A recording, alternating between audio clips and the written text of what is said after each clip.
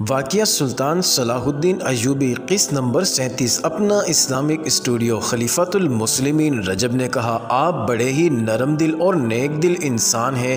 یہی وجہ ہے کہ صلاح الدین ایوبی نے یہ گستاخی کی ہے۔ آپ نے یہ بھی فراموش کر دیا ہے کہ وہ عربی نسل سے نہیں، وہ آپ کی نسل سے نہیں، وہ کرد ہے۔ میں حیران ہوں کہ اسے اتنی بڑی حیثیت کس نے دے دی ہے۔ اگر اس میں کچھ خوبی ہے تو صرف یہ ہے کہ وہ اچھا عسکری ہے، میدان جنگ کا استاد ہے، لڑنا بھی جانتا ہے اور لڑانا بھی جانتا ہے، مگر یہ وصف اتنا اہم نہیں کہ اسے مصر کی عمارت سونپ دی جاتی۔ اس نے سوڈان کی اتنی بڑی اور اتنی تجربہ کار فوج یوں توڑ کر ختم کر دی ہے جس طرح بچہ کوئی کھلونا توڑ دیتا ہے۔ آپ ذرا غور فرمائیے کہ جب یہاں سوڈانی باشندوں کی فوج تھی، ناجی اور اوروش جیسے سالار تھے تو رعایا آپ کے کتوں کے آگے بھی سجدے کرتی تھی۔ سوڈانی لشکر کے سالار آپ کی دہلیز پر حاضر رہتے تھے۔ اب یہ حال ہے کہ آپ اپنے ایک ماتحت کو بلاتے ہیں تو وہ آنے سے انکار کر دیتا ہے۔ رجب خلیفہ نے اچانک گرج کر کہا، تم ایک مجرم ہو۔ رجب کا رنگ پیلا پڑ گیا۔ عرارہ بدک کر العازد سے الگ ہو گئی۔ العازد نے اسے پھر بازو کے گہرے میں لے کر اسے اپنے ساتھ لگا لیا اور پیار سے بولا، کیا میں نے تمہیں ڈرا دیا ہے؟ میں رجب سے یہ کہنا چاہتا ہوں کہ یہ آج 2 سال بعد مجھے بتا رہا ہے کہ ہماری پرانی فوج اور اس کے سالار اچھے تھے اور صلاح الدین ایوبی کی بنائی ہوئی فوج خلافت کے حق میں اچھی نہیں۔ کیوں رجب، تم یہ بات پہلے بھی جانتے تھے، چپ کیوں رہے؟ اب جبکہ یہ امیر مصر اپنی جڑیں مضبوط کر چکا ہے، مجھے بتا رہے ہو کہ وہ خلافت کا باغی اور سرکش ہے۔ میں حضور کے عتاب سے ڈرتا تھا۔ رجب نے کہا، سلطان ایوبی کا انتخاب بغداد کی خلافت نے کیا تھا، یہ آپ کے مشورے سے ہی ہوا ہوگا۔ میں خلافت کے انتخاب کے خلاف زبان کھولنے کی جرات نہیں کر سکتا تھا۔ آج امیر مصر کی گستاخی اور اس کے زیر اثر آپ کے دل کے دورے نے مجھے مجبور کر دیا ہے کہ زبان کھولوں۔ میں کب سے دیکھ رہا ہوں کہ صلاح الدین ایوبی کئی بار آپ کے حضور گستاخی کر چکا ہے۔ میرا فرض ہے کہ آپ کو خطروں سے آگاہ کروں اور بچاؤں۔ اس دوران عرارہ خلیفہ کے گالوں سے گال رگڑتی رہی اور اس کے انگلیوں میں انگلیاں الجھا کر بچوں کی طرح کھیلتی رہی۔ ایک بار اس نے خلیفہ کے گالوں کو ہاتھوں میں تھام کر پوچھا، طبیعت بحال ہوئی؟ خلیفہ نے اس کی تھوڑی کو چھیڑتے ہوئے کہا، دوائی نے اتنا اثر نہیں کیا جتنا تیرے پیار نے کیا ہے۔ خدا نے تجھے وہ حسن اور وہ جذبہ دیا ہے جو میرے ہر روگ کے لیے اکسیر ہے۔ اس نے عرارہ کا سر اپنے سینے پر ڈال کر رجب سے کہا، روز قیامت جب مجھے جنت میں بھیجیں گے تو میں خدا سے کہوں گا کہ مجھے کوئی حور نہیں چاہیے، مجھے عرارہ دے دو۔ عرارہ صرف حسین ہی نہیں، رجب نے کہا، یہ بہت ہوشیار اور ذہین بھی ہے۔ حضور کا حرم سازشوں کا گھر بنا ہوا تھا، اس نے آ کر سب کو لگام ڈال دی ہے۔ اب کسی کی جرت نہیں کہ کوئی عورت کسی عورت کے خلاف یا کوئی اہلکار قصر خلافت میں ذرا سے بھی گڑبڑ کرے۔ جب صلاح الدین ایوبی کے متعلق بات کر رہے تھے، عرارہ نے کہا، ان کی باتیں غور سے سنیں اور صلاح الدین ایوبی کو لگام ڈالیں۔ تم کیا کہہ رہے تھے رجب؟ خلیفہ نے پوچھا۔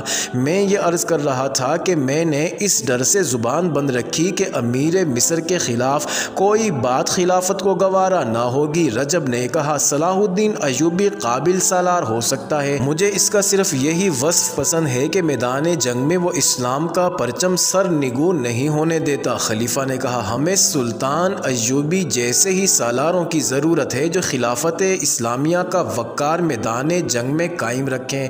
میں گستاخی کی معافی چاہتا ہوں خلیفۃ المسلمین، رجب نے کہا، خلافت نے ہمیں میدان جنگ میں نہیں آزمایا۔ صلاح الدین ایوبی کے متعلق میں یہ کہنے کی جرات کروں گا کہ وہ خلافت اسلامیہ کے وقار کے لیے نہیں لڑتا بلکہ اپنے وقار کے لیے لڑتا ہے۔ آپ فوج کے سالار سے ہی پوچھ لیں، صلاح الدین ایوبی انہیں یہ سبق دیتا رہا ہے کہ وہ ایسی سلطنت اسلامیہ کے قیام کے لیے لڑیں جس کی سرحدیں لامحدود ہوں۔ صاف ظاہر ہے کہ وہ ایسی سلطنت کے خواب دیکھ رہا ہے جس کا بادشاہ وہ خود ہوگا۔ نور الدین زنگی اس کی پشت پناہی کر رہا ہے۔ اس نے صلاح الدین ایوبی کے ہاتھ مضبوط کرنے کے لیے 2000 سواروں اور اتنے ہی پیادہ عسکریوں کی فوج بھیجی تھی۔ کیا اس نے खलीफा बगदाद की इजाज़त से ये फ़ौज भेजी थी? क्या खिलाफत का कोई एलची आपसे मशवरा लेने आया था कि मिस्र में फ़ौज की ज़रूरत है या नहीं? जो कुछ हुआ खिलाफत से बाला तर हुआ। तुम ठीक कहते हो, खलीफा ने कहा। मुझसे नहीं पूछा गया था और मुझे ख्याल आया है कि उधर से आई हुई इतनी ज़्यादा कुमक वापस नहीं भेजी गई। वापस इसलिए नहीं भेजी गई कि ये कुमक मिस्र पर गिरफ्त मजबूत करने के लिए भेजी गई थी और इसीलिए यहाँ रखी गई है। रजब ने कहा, मिस्र की पुरानी फ़ौज के सिपाहियों को किसान और भिखारी बनाने के लिए ये कुमक आई थी। नाजी, ओरोश, काकीश, अबद यजान, अबी आज़र और इन जैसे 8 और सालार कहाँ हैं? हुजूर ने कभी सोचा नहीं इन सबको सलाहुद्दीन अय्यूबी ने खुफिया तौर पर कत्ल करा दिया था। इनका कसूर सिर्फ ये था कि वो सलाहुद्दीन अय्यूबी से ज़्यादा काबिल सालार थे। ये कत्ल किसकी गर्दन पर है? सलाहुद्दीन अय्यूबी ने हाकिमों की मजलिस में कहा था कि खलीफा मिस्र ने इन सबको गद्दारी और बगावत के जुर्म में सजाए मौत दे दी है। झूठ, खलीफा ने भड़क कर कहा, सफ़ेद झूठ। मुझे सलाहुद्दीन अय्यूबी ने बताया था कि ये सब गद्दार हैं। मैंने इसे कहा था कि गवाह लाओ और मुकदमा चलाओ। इसने मुकदमा चलाए बगैर वो फैसला खुद किया जो खिलाफत की मोहर के बगैर बेकार होता है। रजब ने कहा, इन बदकिस्मत सालारों का जुर्म ये था कि उन्होंने सलीबी बादशाह से राब्ता कायम किया था। इनका मकसद कुछ और था। वो ये था कि सलीबियों से बातचीत करके जंगो जदल ख़त्म किया जाए और हम अपने मुल्क और रियाया की खुशहाली और फलाह व बहबूद की तरफ तवज्जो दे सकें। आप शायद तस्लीम ना करें मगर ये हकीकत है कि सलीबी हमें अपना दुश्मन नहीं समझते।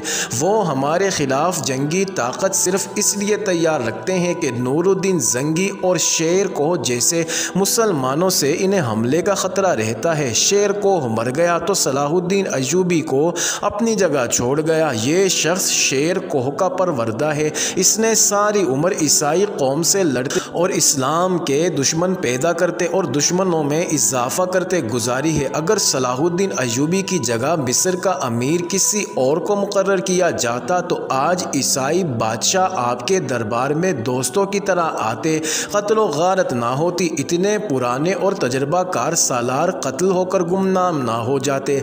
मगर रजब, खलीफा ने कहा, सलीबियों ने बहराए रूम से हमला जो किया था, सलाहुद्दीन अय्यूबी ने ऐसे हालात पैदा किए थे कि सलीबी अपने दिफा के लिए हमले में पहल करने पर मजबूर हो गए। रजब ने कहा, सलाहुद्दीन अय्यूबी को मालूम था कि हमला आ रहा है क्योंकि हालात इसी ने पैदा किए थे, इसलिए इसने हमला रोकने यानी दिफा का इंतज़ाम पहले ही कर रखा था।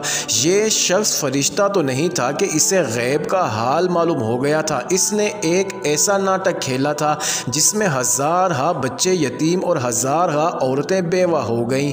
इस पर आपने इसे मेरी मौजूदगी में खिराज तहसीन पेश किया। फिर इसने सूडानी फ़ौज को जो आपकी वफादार थी जंगी मश्क के बहाने रात को बाहर निकाला और अंधेरे में इस पर अपनी नई फ़ौज से हमला कर दिया।